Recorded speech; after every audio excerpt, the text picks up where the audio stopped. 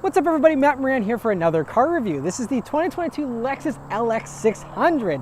So about the all new next generation of the LX here. Well, this vehicle was way overdue for a redo. It's been a long time coming, but it's so nice to see there's a new LX here on a brand new platform, brand new engine. Everything is new on this thing, and it's very, very impressive in a lot of ways. So it's still body on frame, but it's now on the TNGA F platform, and so that gives it, a bunch of extra quality so that it's still really good off-road, but you still have a little bit more space now for a better third row than before, and a few other things like that. But as far as the styling goes, I love the way they redid the styling here on the LX. So it's really streamlined and a lot more futuristic looking, I think. And I mean, that grille up front there is massive. And if you don't like the bright work there, you can have it blacked out with a blackout package to make it a little more subtle, but it is still massive. I mean, this is a massive vehicle in general, but that grille is really bold and really makes a statement. But those headlights also look really nice.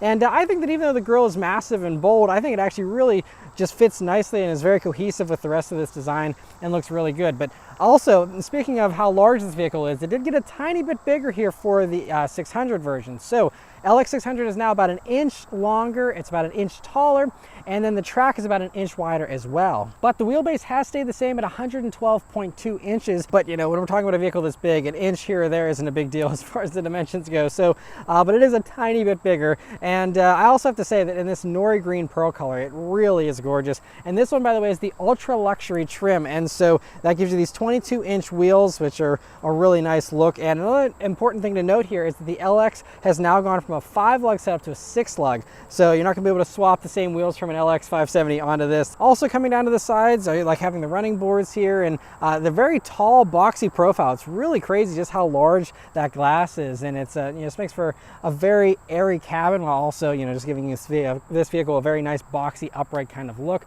And then out back, you have, Lexus with their new logo there across the back spelled out, and also the full width taillights there, which Lexus has been introducing on all their models, and looks really nice here in the application they have here on the LX 600. And overall, just a very nice look out back there. And I think that this whole vehicle overall just looks very nice, has a lot of presence, but also still manages to seem, a little more curvy and a little less massive than something like an Escalade or a Navigator, which are really boxy. This still has some curves to it, so there's some curves in the hood here and stuff. And just overall, a very nice design in my opinion. All right, so let's start up and go for a drive. The LX 600 has the same key as any other Lexus. They've used this key for a while now. And it's pretty nice, just a little bit of texture to it, like a satiny feel, and some nice buttons, a little bit of metal here, and overall pretty nice key. But of course, it's keyless access, keyless entry, push button start. So you just leave the key in your pocket, you hit the engine start button. But one annoyance is this engine start button is like right where the volume knob should be, and it's way higher. I keep going towards the steering column for a starter button, and there isn't one. It's all the way up here. But anyway, you hit that, and it starts right up. Also, if you're curious to hear about the interior in the LX 600, my wife and I already did a full in-depth interior review on this vehicle, so I'll link that above. You can go watch that if you want to hear all our thoughts on this interior. But overall, it's very nice. It's, of course, been completely overhauled here for the new generation of the LX, and has some really nice improvements, has great technology, lots of comfort.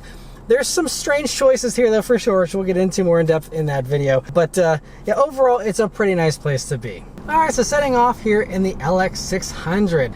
So the first thing you notice about this, I think the first thing I'm noticing is you still have that very nice high seating position, just like the old LX. Great visibility though, with a nice boxy window, so very easy to see around. And also now for the rear view mirror, you have a camera rear view mirror here, which is great to have, so extra visibility if you do happen to have someone sitting in those back seats. Other things here to note about it, so you have a pretty nice and responsive engine here. It's got rid of the V8. Now it has a twin turbo V6. It's a 3.4 liter twin turbo V6, and it's pretty immediate. It's hooked up to a 10-speed automatic. It's really smooth and polished, very responsive, no complaints so far. Brakes also have a nice and immediate feel to them. Just you have to barely just lean on them a little bit and they start biting nice and early. Feel very confidence inspiring. And this vehicle just, it feels pretty big, but since it hasn't grown by much, it feels very similar to the current LX as far as the driving position and all that. The ride is also very smooth, of course. Even though this is body on frame, you have an adaptive suspension.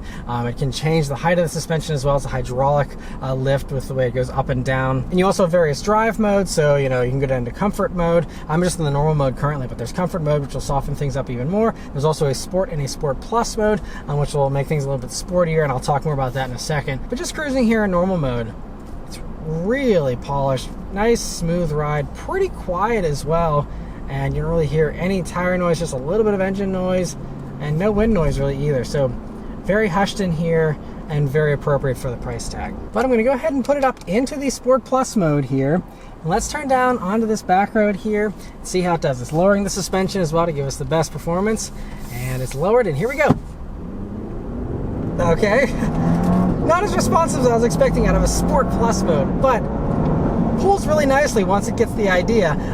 So it's has a good amount of power here. So it's 409 horsepower and then 479 pound-feet of torque, which is 26 more horsepower and 76 more pound-feet of torque than the old V8. But I have to say, this is not as responsive as the old V8. I don't know if it's this 10-speed automatic or what. I guess I spoke too soon about the transmission, because I mean, I had my foot to the floor for like at least 2 to 3 seconds before I finally figured out what I wanted to do. But once it does start pulling, it pulls very strongly, and it's a strong motor as well. In addition to hauling this nearly 6,000 pound SUV up to a 0 to 60 time of 6.1 seconds, which is a full second faster than the old LX with the V8. So I don't know how they're getting those test numbers, because I feel like I wasted about 2 solid seconds just standing on the gas pedal before it even did anything. But anyway, yeah, it's supposedly punchier. Now the torque does come on sooner, about 1,600 RPM sooner for full torque compared to the V8. So even though the V8 might feel a little more responsive, not having to wait for turbos, the torque does in fact for full torque come on faster here with the smaller turbo engine here. And this road run currently usually generates a lot of road noise, and I mean, it's just a dull hum, and that's really it as far as this road goes. It's still very nice and polished. And also, the 10-speed automatic, if you want, it does have a manual mode, and you have paddle shifters here. I think it's kind of silly, honestly, for a vehicle like this. But if you do want to, if you're doing off-roading or something, you want to put it into a manual gear, and have it hold a specific gear, you can certainly do that as well. But we're coming up some corners here that I always take, and let's see how this thing handles. So this one, having the largest wheels, the 22s, should make it handle, the best, I would assume. And, there's some lean here. It certainly is nautical in its handling, I would say, but it's not bad. I will say this does feel a little bit better than the previous generation by a little bit, but the previous generation I did test was an F Sport version. This is not the F Sport. I think that really makes a big difference. Wow, the tires were even sharp in there, and I was not going that quickly around that corner. So yeah, I mean, this thing weighs 5,901 pounds, but it is actually lighter. They said that they dropped about 250 pounds over the old LX. And, I guess, that makes sense, but this thing just, I don't know, to me, it honestly feels heavier. Again, could be the tuning. The F Sport version will have some stiffer adaptive dampers, and that also does have a rear sway bar that this does not have. So you don't get a rear sway bar unless you get the F Sport version. So that's definitely the one to get if you want, some slightly better handling than what this offers here. But I'm not going to review this like a sports car. No one buying these things cares about how it carves up a back road. So just know, it's still confident and safe feeling handling. And it just soaks up the bumps very nicely and stuff. But you certainly feel the weight, and especially here at the ultra luxury trim, it certainly feels, very soft and a little bit wallowy. But for this type of vehicle, that's totally appropriate. But the one final thing I will add is that, yes, this thing is supposed to be soft and pillowy and stuff. But, comparing this to like a Wagoneer, comparing it to the Escalade, the Navigator, I've driven all three. I would say all three of those have slightly sharper handling than this does. They just feel like, you can take corners at a little bit more speed in those without feeling like the vehicle's being overwhelmed. I mean, again, none of them are sports cars, but, they just seem like they handle a little bit sharper. I think the steering's a little quicker in most of those as well compared to this, where it feels a little bit slower and more relaxed as far as that goes too. And one big change they did make to the steering is that it is now an electrically assisted steering rack instead of hydraulically assisted like in the previous LXs. So I do feel like there is a little less connection here, but it still feels very good. And again, for a vehicle like this, you don't need road feel and all that. But just one other big change here for this. Now, for, you know, the handful of people that do actually care about how these things perform off the beaten path, you still have, you know, plenty of off-road capability. Obviously, the ultra luxury trim is not the one to get if you want that. You can get lower trims with 18-inch wheels and taller sidewall tires and stuff if you want a little bit of extra capability there, if you want to, you know, do some ultra luxurious overlanding in one of these things or something. But it has the multi-terrain select thing, so it'll, you know, raise up that suspension, give you a higher ride height, and, you know, custom tailor the drive modes to whatever kind of, you know, circumstances you're dealing with. And it also has a crawl mode and downhill, you know, control for, you know, descending hills and all that. So it has all that stuff. It also has a center locking diff. There's a live axle in the rear, but it does have a center locking diff here. So good you have that. And, you know, I'm not going to go too much into that because I strongly doubt that anyone's really going to be taking these things off the beaten path very much. I mean, it does have that credibility still is based on the Land Cruiser, the new Land Cruiser platform, which is very competent and, you know, very much capable as far as that goes. But clearly this vehicle is set up for luxury more so than off-roading. And I think that now with the brand new Sequoia that Toyota offers, if you do want something that's large and rugged from Toyota, since we don't get the Land Cruiser here anymore for the new one, you can always go and get the new Sequoia. Has the same great engine in it, and there's the TRD Pro version, which has a lot more off-road capability than this does. And you know, it will be a great, you know, choice if you are someone looking for something a little more rugged. But this still, you know, should be totally fine for people that are familiar with the current LX and its off-road capabilities. And one way this new LX is definitely more capable than the old one is with towing. So now these can tow 8,000 pounds thanks to that stronger engine and this new platform and all that. So it means that, you know, you're just going to be able to tow a lot more than before. And just one of the great perks of this engine, which is really just such a strong engine. I really do enjoy this engine. I've enjoyed it a lot already in the Sequoia that I tested, the new Sequoia, and the new Tundra. And in this, you know, it's also very strong and meaty with the power. And speaking of which, we're going to merge onto a highway on-ramp here. Put my foot to the floor again. Now it's more responsive. Still in Sport Plus mode, by the way. And I mean, yeah, this thing, it moves. It moves very, very nicely. It's not as quite as extreme of an experience as it is in the Sequoia. The Sequoia, I was like, holy cow, this thing is a hot rod. This, having the extra weight, it doesn't feel quite as, you know, punchy as it does in that. It's got a lot more weight to haul around, but it still is very strong, totally up to the task of, you know, hauling this 6,000 pound beast around, no problem. And so yeah, a very great motor, I think, for this vehicle. And now I'm out on the highway here in the LX, and I have the adaptive cruise control system on. It does have a lane trace assist function. It's not hands-free or anything, and that is one area where this is certainly a little bit behind some of the competitors. So Jeep doesn't have anything hands-free, but of course Cadillac has their fantastic Super Cruise system. If you're going to do a lot of highway miles, I'll stop you right now and say just go buy an Escalade, because having the hands-free thing, having your hands resting on your lap versus having them up on the wheel with assistance like this vehicle will do, there's no comparison. You feel so much more relaxed, and it's so much less fatigue on you on a long drive with Super Cruise versus having your hands on the wheel. You wouldn't think it'd be a big difference, you know, going from here to here, but it is a big difference.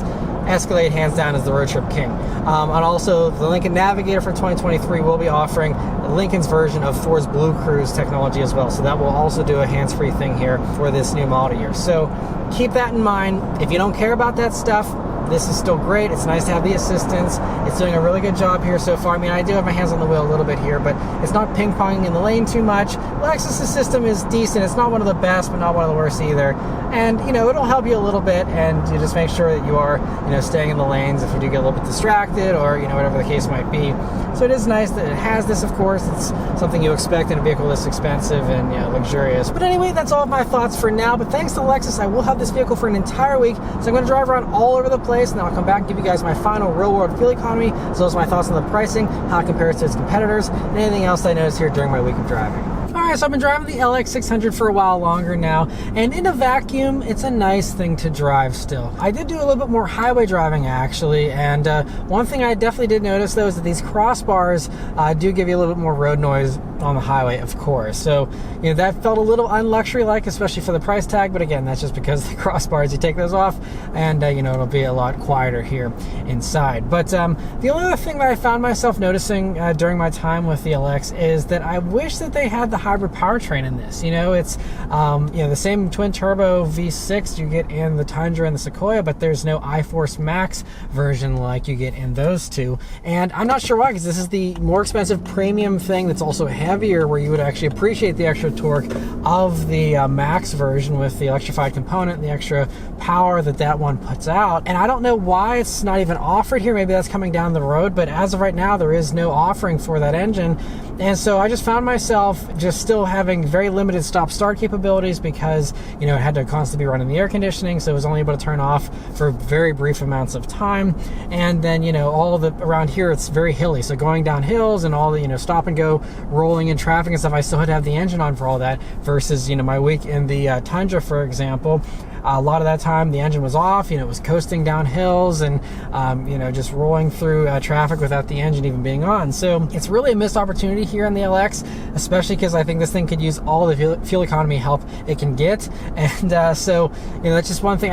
You know, it just seems strange that the, you know, top vehicle to use this twin turbo V6 doesn't get the best version of this twin turbo V6. But the last two things to mention are my fuel economy and the pricing and how it compares to its competition.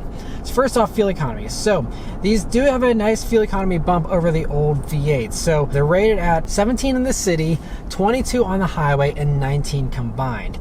And so in my driving here, it's actually a big disappointment. I thought I was going to get, you know, a lot closer to that 17 number, but I ended up getting 14.2 mpg, and that was with me doing a lot more highway driving than I typically do in my reviews. So, you know, I was actually thinking I would at least get, you know, pretty close to that city number. Typically, I get 1 to 2 mpg less than the city number because I'm doing lots of short trips and suburban backroads kind of cruising stuff. And so anyway, I'm just underwhelmed with 14 mpg now. To put it in perspective, though, that is 2 mpg better than my week with the LX 570 for a couple of years ago. But that, again, was actually a little bit less highway driving than I did here in this. But it's worth noting, I am getting 2 better mpg than the old one, but it's still only 14 mpg. And, you know, I mean, nothing in this segment really gets great fuel economy, but you can get a diesel in the Escalade, which will probably be the best as far as fuel economy goes in this segment. Not like anyone that's, you know, buying something that's this expensive really cares about fuel costs too much, but just worth noting, you know, 14 mpg is basically what I'm getting here. And then the last thing to mention is the pricing and how this compares to its competitors. So these start around $88,000 for the base one, a premium trim, which is more of the you know, main trim that a lot of people are going to be going for, the high volume one. Those are around $96,000, and then this ultra luxury version is $128,000 with the VIP backseat thing, which admittedly you cannot get with, you know, any of the other competitors, at least as far as the American competitors go. And you know, I believe like Land Rover might offer something like that, but that's gonna be way more expensive than this. And obviously this is a very limited market for people that are interested in a 4-seater, you know, massive LX 600. And as you'll see in our interior review, this packaging isn't very good, even if you are going for, you know, some kind of executive thing there in the back. So I'm just going to kind of put this ultra luxury trim off to the side and realize that very few people are actually going to go for it, and just talk about like a premium trim at around $96,000. Unfortunately, even whenever you are, you know, talking about the more reasonable trim here of the LX 600, it still doesn't make much sense when you compare it to the competitors. It's really going to come down to just people who love the Lexus brand, want the Lexus reliability, because even though this does have a new engine and it has a lot of new tech and stuff, it still is a Lexus, and so therefore predicted reliability should be very strong and very good. But, you know, a lot of the others also have very solid powertrains, with, you know, the Escalade running the V8 they've ran for, you know, decades, and, you know, lots of the others having, you know, the established stuff. Even the 3.5 liter EcoBoost in the Lincoln Navigator has been around for a good long while and has shown to be a pretty reliable engine. And so I don't think that the reliability thing is as strong of an asset as it used to be with the old V8 and that older platform, which was just had legendary reliability. Again, I'm fully expecting this to be, you know, every bit as good as that, most likely, but you know, it's just these days, it's just a lot in this segment. I mean, the Wagoneer is a brand new competitor to this segment. It is heating up, and that competition is really impressive. The brand new Escalade is fantastic. The new Navigator is very impressive, even though that's a few years old at this point. They just did a refresh to keep it very impressive. The Grand Wagoneer is also brand new, very impressive. The only one that really isn't that impressive these days is the Infiniti QX80. That's still on the old platform, has the old V8, and just isn't as competitive, but that also is going to be a lot cheaper. I think you can get one of those very similarly equipped for under $90,000. That is just not as nice. QX80 isn't really a serious competitor. I think the three from America are. and you can get a very comparably equipped version of an Escalade, Navigator, or a Grand Wagoneer for around this same money. Give or take, you know, a couple $1,000s, but that's a rounding error when you're talking about basically six-figure luxury SUVs. And just the fact is, I think that as far as driving dynamics goes, I like all three of those better. I think that the luxury features they all have are better. I mean, like, this has a small little moonroof. All the others in this segment have a huge panoramic roof at this price point. They have a wireless charging pad. They have better technology. And they're also more roomy. That's the real big shortcoming here that I'm finding with the LX is just the roominess. And that's something, again, we mentioned in the interior video. But, you know, that's just whenever we're talking about, you know, comparing this and the feature sets, I mean, all of those, you know, for the same money give you a real usable third row that's large and still have lots of cargo space. You know, they just have, just everything is implemented better, in my opinion, as far as those go. And those also are available with a long wheelbase version for not much more money if you do want to have, you know, just tons and tons of space. So this is going to really be kind of like the smallest, you know, as far as, you know, usable space. And then just, you know, the fact that it's lacking some of those key features, the fact there's no hands-free driving tech like you get in the Cadillac and now for 2023 in the Lincoln. You know, those types of things matter at this price point, and not having those things, the difference between, you know, spending this kind of money and having to drive yourself on the highway versus spending the same money on an Escalade, having your hand sitting on your lap the whole time while you just look forward at the road and relax. I mean, that honestly alone is enough personally to justify the Escalade over this. And then, you know, all the other stuff, it just is cherries on top of the cake, in my opinion. So it's just really hard to justify this. So like I said, it's going to come down to, if you're a Lexus diehard, you know, you're someone who appreciates the way Lexus set things up in here and the way they did things and the slight bit of off-road capability. But I don't focus on that because I don't think hardly anyone that's buying a $100,000 luxury SUV is actually taking it off-road in any meaningful manner. If you are, you know, you also have the Land Rovers to pick from. They're going to be a little bit more expensive, so there could be a potential value play there with this and that.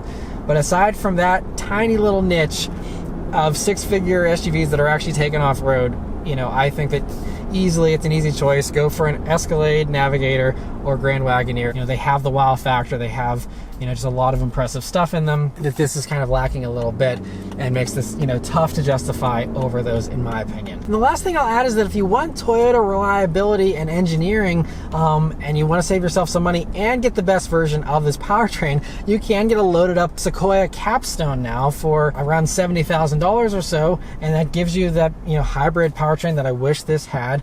And on top of that, you also have, you know, a bigger screen in the Sequoia. You have more space in the Sequoia. I think things are set up a little bit better in the Sequoia. Yeah, it's not going to have the same level of polish that this does. The ride in this is certainly a little bit smoother, but those also have the availability to have, you know, the TRD Pro version and have actual off-road capability if that is something that matters to you. So honestly, I think because the Sequoia has been so nicely improved, that also makes the LX, you know, a little bit of a harder sell these days as well. But anyway, that's all of my thoughts here on the LX600. Let me know your thoughts on in the comments below. Huge thanks to Lexus for providing me here at the LX600 to review for you guys today. And yeah, thank you all very much for watching, and I'll see you on the next one. Take care.